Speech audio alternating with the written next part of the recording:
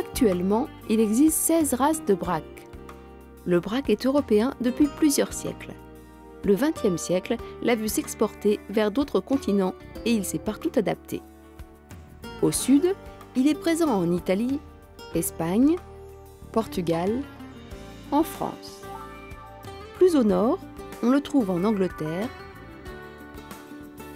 Allemagne, Danemark et plus à l'est en Hongrie et Slovaquie. Ces derniers pays, dont le climat est plus rude, ont adapté les braques à leurs besoins en créant par des croisements appropriés des variétés de braques dites à poil dur.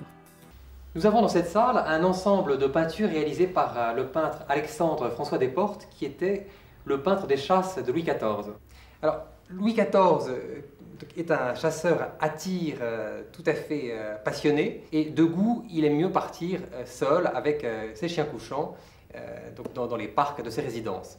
Et à la fin de sa vie, donc très âgé, il continuera à chasser le dimanche afin de respecter le repos dominical de l'équipage.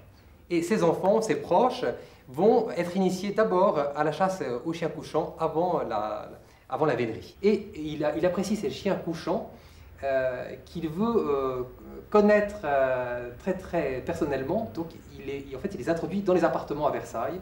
Et il demande à Alexandre François Desportes, dont il apprécie particulièrement le talent, de réaliser, ce qui est une grande première dans l'histoire de l'art, une galerie de portraits de ces chiens.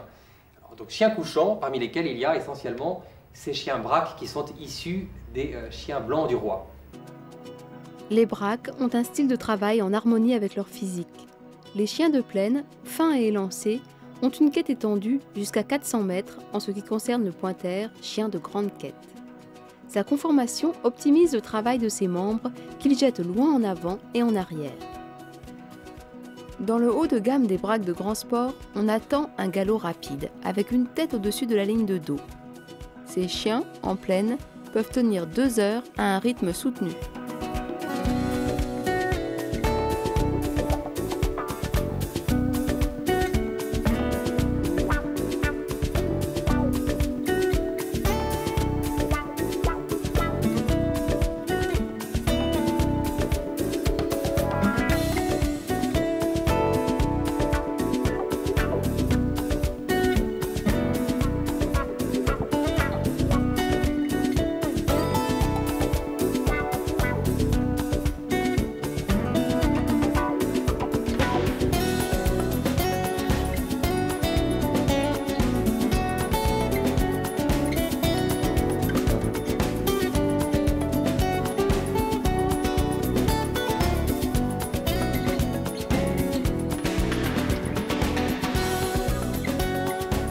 Chez les chiens à quête, dite de fond, le galop est moins rapide, mais reste harmonieux et régulier.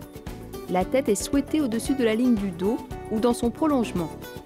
Le braque de Weimar tolère un port de tête légèrement en dessous de la ligne de dos. Les contrôles au sol sont admis. L'amplitude de quête est en moyenne de 80 mètres. Chez le braque du Portugal, le frétillement de la queue pendant la quête n'est pas un défaut et marque ainsi son enthousiasme au travail. Quelle que soit la vitesse, le galop des braques est sportif et décidé.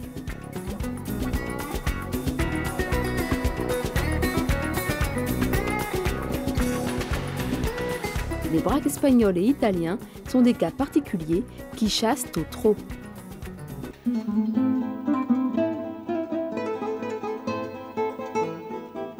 L'arrêt, instant mystique de communion entre l'homme, la nature et son chien. L'esthète et le chasseur ne font plus qu'un. Qui n'a pas rêvé de la pose parfaite du braque à l'arrêt? La patte levée dans un mouvement en suspens, le corps frémissant, son regard se fige et il se coupe du monde, fasciné. Et pourtant, même dans ce moment sauvage, le braque conserve toute l'expression de sa bonté.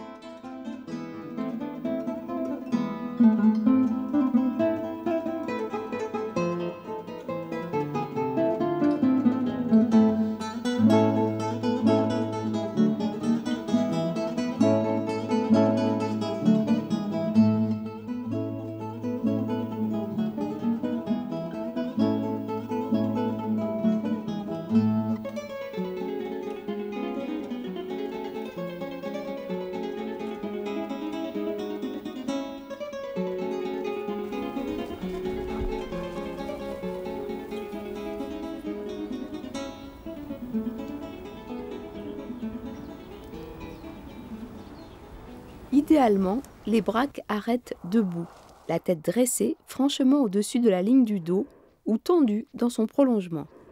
La queue cesse tout battement.